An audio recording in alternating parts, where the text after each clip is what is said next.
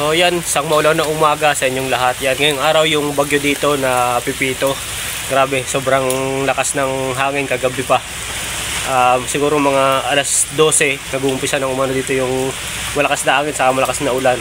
Ito nga sa dinadaanan sa amin, papasok dito sa amin, isira na yung puno. Kaya mapapakita ko sa inyo. Saka baha na rin. Hindi ko lang alam doon sa labas. Sa labas ang alam ko marami na rin nasira dun sa sabang dun sa labasan dito. So, pupunta tayo doon ngayon, check din natin kasi medyo hina-hina naman na ngayon kumpara kagabi sa hanggang kaninang umaga.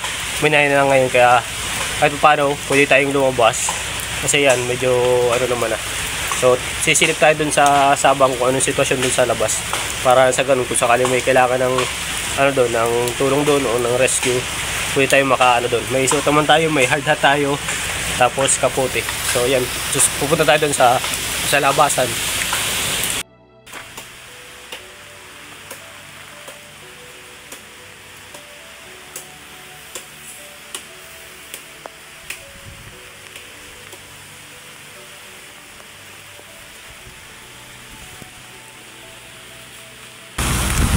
Yan, medyo mahangin pang kaunti.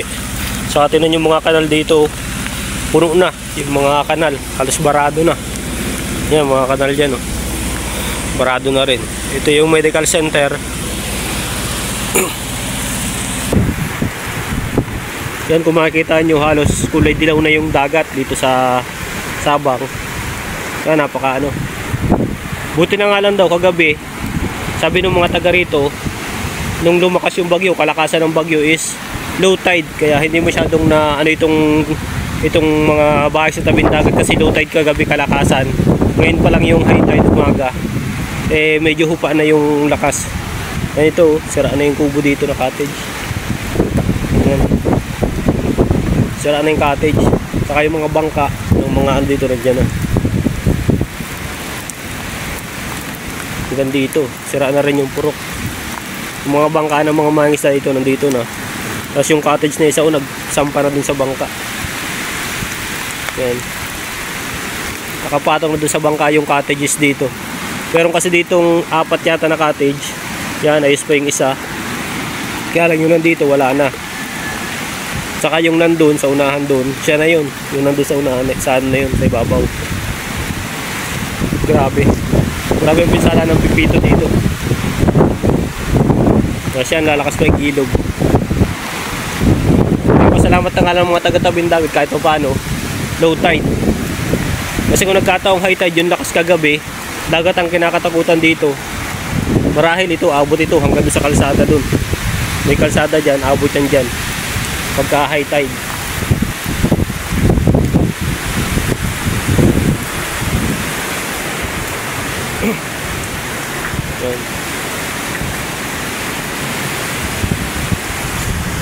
Yan yung may mga bangka dito. Mga nasa taas na. Yan. Wala nang katao-tao dito sa cottage sa ano na ito, sa lugar na ito. Sa barangay na ito, wala na kahit isang tao dito kasi nag-force evacuation dito mismo sa bayan namin sa Kapalonga, sa buong Camarines Norte yata, alam ko ganun yung binabang order galing sa taas na force evacuation. Walang matitira sa kahit saang bahay, especially lalo na yung mga nasa tabing dagat na alam natin na aabutin ng dagat kasi ang kinakatakutan kasi yung dagat. Katulad nung nangyari sa Legazpi saka sa Catanduanes, walang masyadong ulan, walang masyadong hangin lang, saka dagat yung talagang sumira doon sa lugar nila. Halos gabi na nung nagkaulan, pero nung umaga wala naman, mainit, pero yung lakas ng dagat, halos napuno na yung isang barangay doon, napuno na ng dagat kasi sumumpa na yung dagat doon sa kalsada nila hanggang doon sa kabahayan. So ganun din ang kinakatakutan dito kasi alam ng mga otoridad na malapit sa tabing dagat ito. So yung ginawa, force evacuation. Mga kasundaluhan saka mga pulis nagpunta dito, nagbahay-bahay sila, walang maiiwan sa kahit saang bahay. May iwan lang sa isang purok o kaya sa isang barangay, siguro mga 4 na tao lang. Ililista yung pangalan, tapos sila yung magbabantay ng buong kabahayan dito sa barangay na to. Ganun ang ginawa ng mga kapulisan dito, kapulisan, kasundaluhan. Ganun ang ginawa nila. Force evacuation, walang may iwan. Kasi kadalasan dito, nagpapaiwan yung mga tatay sa kanya-kanyang bahay para may magbantay sa bahay nila. Kaya lang, ang ginawa nga ng ating mga kapulisan sa kasundaluhan, utos din ng siguro nasa taas na force evacuation, wala talagang may iwan. Magtatalaga lang ng 4 na magbabantay ng kabahayan. So yun, meron nangyari dito kaya medyo nabuwasan yung casualty sa tao, pero sa mga bahay hindi naman maiwasan kasi panahon yung kalaban natin. Yan, lakas na naman ang hangin. Grabe oh. Grabe yung hangin. Siguro mamaya pag medyo okay na yung panahon, saka tayo lilibot dun sa ibang lugar. Saka tayo pupunta sa ibang lugar. Sa ngayon dito lang muna, hanggang dito lang muna yung kaya natin. Kasi hindi pa natin alam yung panahon. Naglabas na ako saglit dito sa isang barangay kasi ito lang yung pinakamalapit na barangay na lugar doon sa bahay namin. Kaya kahit paano nabisita natin ito. Mamaya pagka medyo hupa na, magmumotor tayo, ikot tayo dito sa bahay ng Kapalonga. Tingnan natin kung ano yung mga yung mga nangyari dito, yung mga naging pinsala na itong bagyong Pipito na to. So mamaya labas tayo doon mamaya. Yan, grabe na dito. Laglag na yung mga wire. Ito yung mga wire, oh. Laglag na.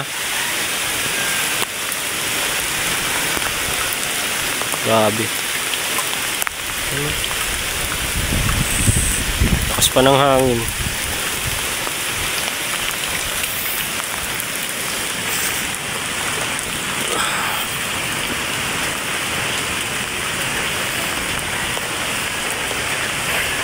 Mga sira na rin dito. Dito ako ngayon sa isang talipapa dito sa amin, sa lugar namin. Sa may tulay, yung ginagawang tulay nandiyan, oh. Hindi lang makita kasi medyo maulan pa rin hanggang ngayon. Nagsilong muna ako kasi lumalakas na naman yung ulan, pati yung hangin. At yun, kala ko palipas na pero nandiyan pa pala, medyo malakas pa ito.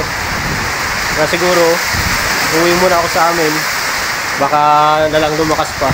Mabuti na nandun tayo sa bahay, safe din tayo kahit paano. So yan, balik muna ako sa amin at mamaya na ako maglilibot ulit pag medyo nag-okay na yung panahon. Lalabas ko yung motor, mag-iikot tayo sa mga lugar na medyo dito malayo. Tsaka yung mga beneficiary natin, kailangan din naming bisitahin mamaya pag tigil nito para malaman namin kung ano yung kalagayan nila.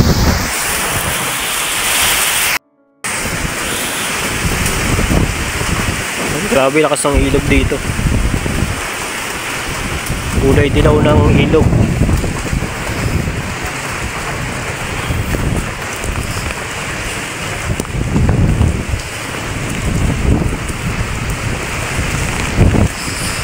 Ano?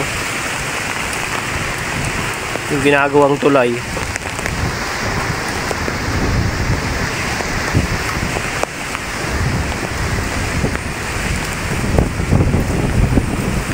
Grabe lakas ng hangin pa rin. Parang hindi pa nahina. Tumba na yung mga dito.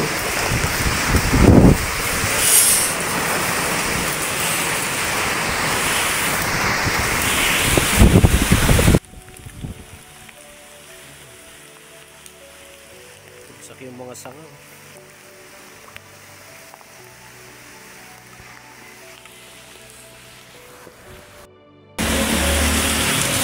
Grabe. Grabe yung bakod, oh. Yung bahay dito. Sira na dito. Grabe. Nagdaglagan na rin yung sanga dito.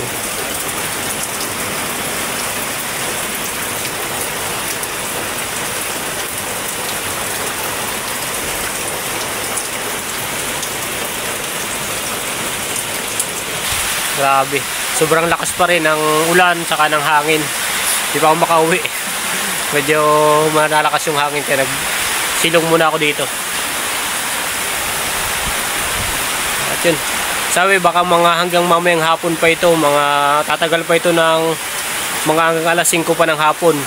Kaya yung advice dun sa mga nasa evacuee, ang sinasabi ng mga ng mga nasa katungkulan is wag muna nga alis doon hanggat hindi nila sinasabi, kasi hindi natin alam itong panahon, baka magbigla pang lakas kasi hindi pa nakakalampas yung bagyo, hindi pa masyado nakakalampas dito sa Bicol, kaya mas mabuti na yung nasa evacuate muna sila, stay muna sila doon hanggang siguro, baka siguro hanggang bukas na lang sila bumalik sa kanya-kanilang tahanan, para sa ganun mas siguradong ligtas, mas siguradong safe.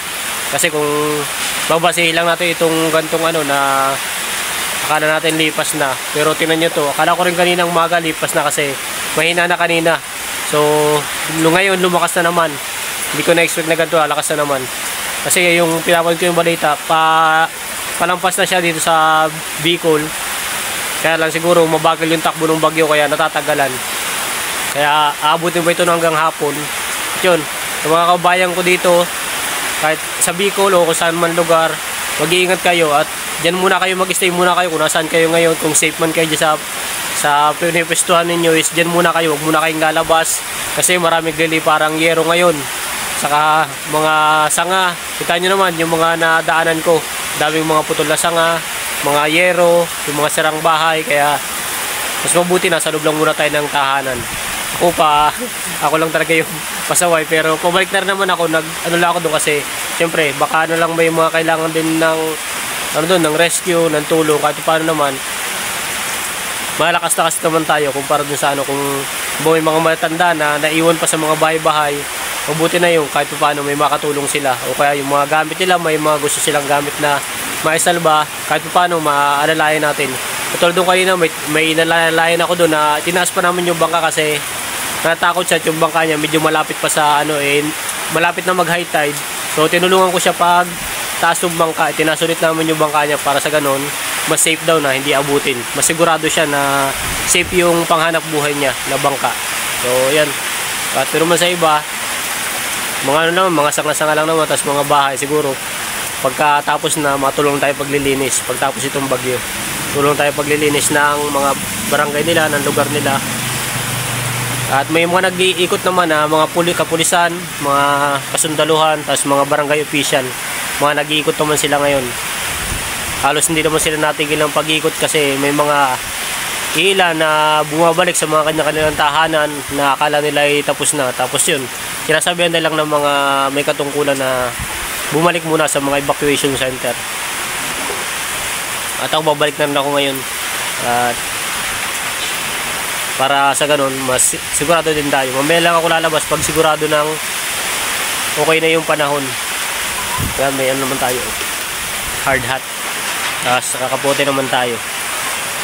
Siguro pag medyo naganda yung panahon natin mamaya is pupunta ako kila Marcos para bisitahin din naman yung mga beneficiary natin, kung okay ba yung kalagayan nila doon, kung kamusta sila doon, kung hindi naman sila naapektuhan o nasalantan itong bagyong ito. Pero tingin ko naman mahina kasi yung naglihis yung bagyo. Buti nga na nga lang ganun ang nangyari na kahit paano yung bagyo umano siya, lumihi siya, kung hindi masyadong umano sa kalupaan, iba yung direksyon ng daan ng bagyo, medyo papunta sa dagat, kaya kahit pa paano hindi masyadong naapektuhan dito sa lugar namin. Pero yung bayan na nakita ko sa Facebook, sa YouTube, yung bayan ng yung sa Catanduanes, grabe, sobrang durog na durog yung lugar nila. Yung lalo yung sa may parting Birak Catanduanes, kasi doon yung mismong tama ng bagyo, nandun mismo yung mata ng bagyo. Grabe, nakita ko yung mga post ng mga taga ron o yung mga ilang kababayan natin na nandun. Sobra sira-sira yung mga bahay. Ito, mapakita ko sa inyo yung mga picture na nakita ko sa Facebook sa ito yun.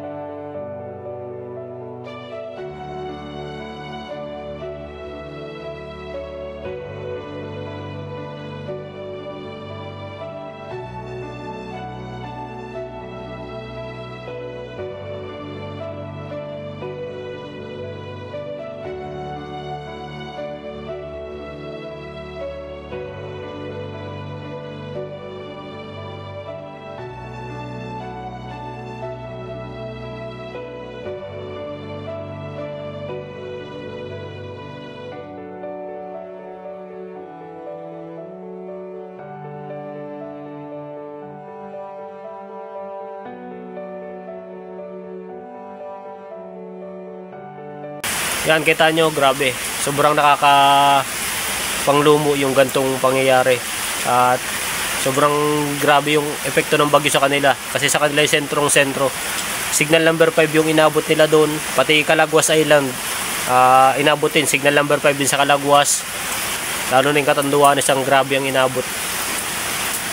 Dito naman sa amin medyo lumayo. Kaya dapat kung hindi lumihis yung bagyo, dito sa amin, aabutin din kami na signal number 5. Kaya lang, yun nga, lumihis yung bagyo. Kaya ang pinakamataas na naitalang bagyo dito sa amin ngayon is signal number 4 lang siya. Hindi na itinaas yung alert level niya, hanggang 4 lang. Kasi yun nga, lumihis nga yung bagyo. Kaya kahit pa paano naging safe dito sa lugar namin. Kasi kung hindi, grabe din ang aabutin namin. Baka makaparas kami ng nasa Catanduanes, yung lugar, yung nangyari doon, makaparas din dito. Kasi yun nga, signal number 5, napakalakas nun. Sobrang lakas nun. At durog talaga mga hanap buhay doon, mga bahay. Talagang durog kung medyo may nahita yung pundasyon ng mga tahanan. Grabe, kita nyo naman yung nangyari na ito sa Catanduanes. Kita nyo naman yung mga picture, yung mga videos, kung ano yung mga naganap doon. Grabe, sobrang nakakapanlumo. At yun, sa mga kababayan natin dyan sa Catanduanes, bangon lang ulit, laban lang ulit. Kasi kumbaga lahat naman na papagdaanan niyang ganyan, so parang sanay na rin tayo na kumbaga nasanay na, alam ko nasanay na rin kayo kasi Catanduanes talaga madalas daanan ng bagyo yan talaga yung pinakandinadaan ng bagyo. Kaya I'm sure mga sanay na yan, kumbaga alam na nila kung ano yung gagawin nila sa mga gantong kalamidad. So ang pagpasalamat lang natin, yun, sana walang namatay sa pangyayaring ito. Kung mga bahay lang, kaya namang itayo ulit, wag lang yung may mababawas sa pamilya natin. Kasi napakahirap pag may nabawas sa pamilya natin. Hindi natin yun kayang ibalik. So yung mga ganun, mga pananim, bahay, okay lang yun. Kasi pagkatapos itong bagyo, pwede nating itayo ulit. Yan, mag-iingat lang kayo dyan lagi. Dyan sa alam ko dyan medyo okay na, nakalipas na yung bagyo dyan. Dito naman sa amin yung talagang hinahagupit din na nitong bagyong Pipito. Grabe itong super typhoon na to, grabe talaga itong nangyayari sa atin ngayon. Pero okay lang, sige. Kumbaga sabi nga nila, bangon lang ulit. Lagi naman ganito yung nagiging sitwasyon natin, bangon lang ulit. Wala namang hindi tayo makakabangon ulit sa mga ganitong kalamidad. Mga naranasan na rin natin ito dati, kaya parang alam na natin kung ano yung gagawin natin ngayong nangyari ito. Sana lang manatili tayong ligtas. Kung nasa lugar tayo na alam natin ligtas tayo, doon muna tayo mag-stay. Huwag muna tayong lalabas hanggat hindi natapos itong bagyo. Yan, medyo mahina na yung ulan, so balik muna ako sa bahay. Magpalit muna tayo kasi medyo basa na rin tayo. At mamaya na lang tayo ulit lalabas pag medyo humina na. Yan, medyo kalmado na yung panahon dito ngayon. Yung kanina pinuntahan ko na ilog sa dagat, hindi na siya ganun ka alon. Wala na ring ulan. Tapos yung mga tao dito nagbalikan na rin. Nagbalik na sa kanya-kanyang bahay para maglinis. Grabe yung yung bahay ng karpentero namin na gumagawa sa bahay nila na naisin. Kawawa man nasira. Marcos, baka naman. Kay Kuya Nilo. Saka yung cottage dito na bagsak na din. Tumba na rin yung cottage. Yung mga tao dito, busy kami paglilinis. Ito lang yung bahay ni Kuya Nilo na giba yung kusina. Yan Lumuho na. Nililinisan nila mag-asawa.